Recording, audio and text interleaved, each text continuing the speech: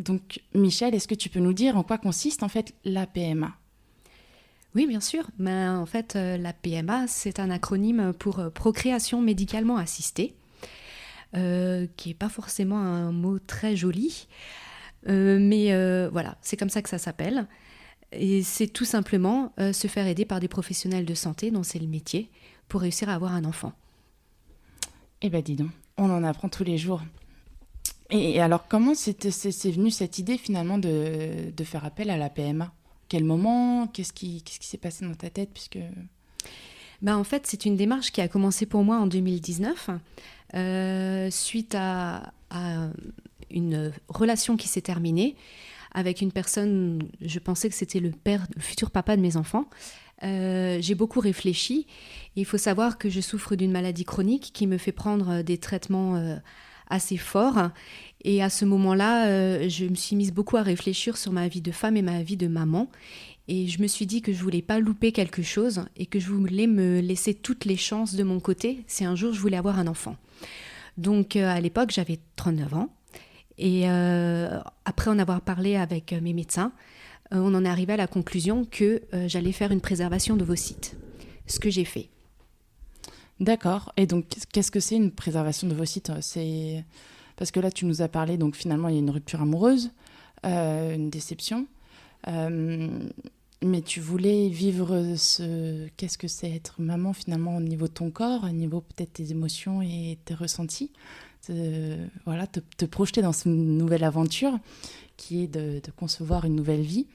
Et donc, bien, quel rapport avec la conception de la conservation d'ovocytes?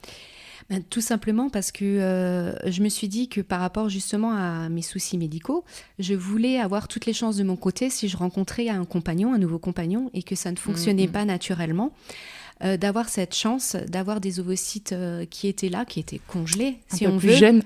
Voilà, pour pouvoir me laisser une chance d'avoir un enfant.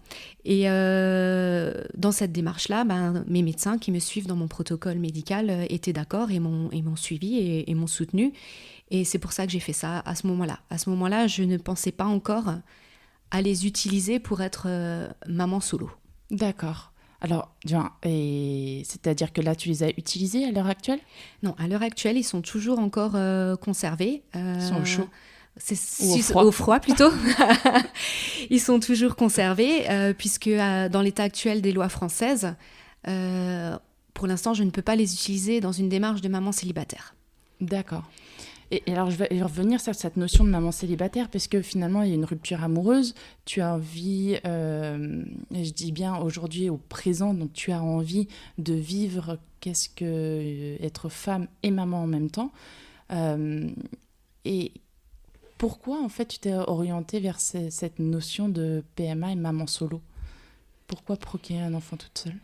Ben, parce que tout simplement, je suis arrivée à un moment de ma vie où je me suis dit, pour avoir un enfant, on n'a pas forcément besoin d'être en couple.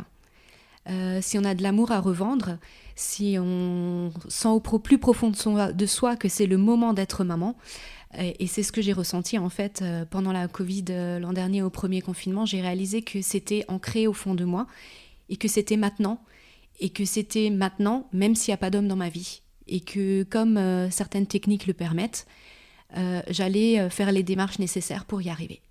Et quand tu dis tu l'as senti en toi, c'est-à-dire il y a eu un truc corporel, une pensée, Il y a eu une grosse introspection, puisqu'on avait beaucoup de temps pour réfléchir, je pense, tous l'an dernier pendant la première vague. Donc il y a eu une grosse introspection sur ma vie, sur ce que je faisais à ce moment-là, sur mes envies, sur l'entourage, un peu tout, ma vie professionnelle aussi. Et c'est là que j'ai réalisé en fait qu'il y a un vide, si on veut, dans ma vie. C'est cet enfant qui n'est pas encore là et dont j'ai besoin maintenant. Je ressentais vraiment ce besoin d'être maman, donner de l'amour à un être humain, partager des choses avec lui, comme je peux le faire avec mes neveux, nièces, mes filleuls et ma filleule. Je suis un peu une tati marraine gaga, si on veut. C'est beau. J'aime beaucoup partager avec eux et je pense que je suis une tati marraine gaga, mais qui sait être aussi à l'écoute et leur dire ce qu'ils font de bien pour les aider à avancer et leur montrer le chemin. pour devenir des adultes sympathiques plus tard aussi. Et voilà, donc j'ai le côté déconne avec eux, où on passe du temps, on rigole, parce que c'est quand même aussi le but d'une marraine ou d'une tati. Et j'ai le côté quand même aussi plus adulte, raisonnable, où quand ils font des bêtises qui sont pas forcément dramatiques, mais ou qui lâchent un peu du lest à l'école, je sais trouver les mots pour les encourager et qu'ils repartent de plus belle. Et c'est vrai que mes amis autour de moi et ma cousine, où je suis la marraine de sa petite fille, m'ont toujours dit, c'est marrant, on leur dit des choses, mais quand toi tu viens et que tu leur dis la même chose mais d'une autre manière, ils se lancent et ils se développent de nouveau, ils vont de nouveau vers le positif. Donc c'était une envie pour moi de faire pareil avec mon propre enfant. C'est génial, et là tu me donnes plein de pistes, parce qu'effectivement là on est à le premier épisode finalement de ce podcast avec Michel, puisqu'on est en processus de devenir maman, et on espère te suivre par rapport à toute cette démarche de PMA, et je sais que quand même tu as déjà donné ton aval, et face à ça on reviendra sur, est-ce que mon enfant m'écoute en tant que maman, ou est-ce qu'il écoute finalement les marraines ou autres femmes ou les grands-mères ou même les hommes, quoi. On s'en fiche, mais quelle place on a par rapport à cet accompagnement d'enfants. Et donc maintenant, est-ce que tu peux nous raconter finalement quel processus, déjà comment on fait donc une PMA, ok, tu le fais en Belgique, je ne sais plus si tu l'as précisé ou pas, mais tu es parti le faire en Belgique. Est-ce que comment on choisit son centre, quoi? En fait, l'an dernier, donc, j'ai eu ce déclic que c'était le moment. Et mon premier réflexe a été de reprendre contact avec le centre où sont préservés mes ovocytes, puisqu'on parle depuis bien longtemps maintenant de la loi de la PMA pour tous en France. Et je les ai recontactés pour demander où ça en était.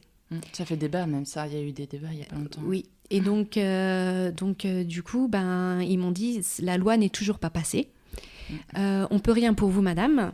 Et j'avais demandé si je pouvais réorienter du coup mes ovocytes vers l'étranger, vers la Belgique,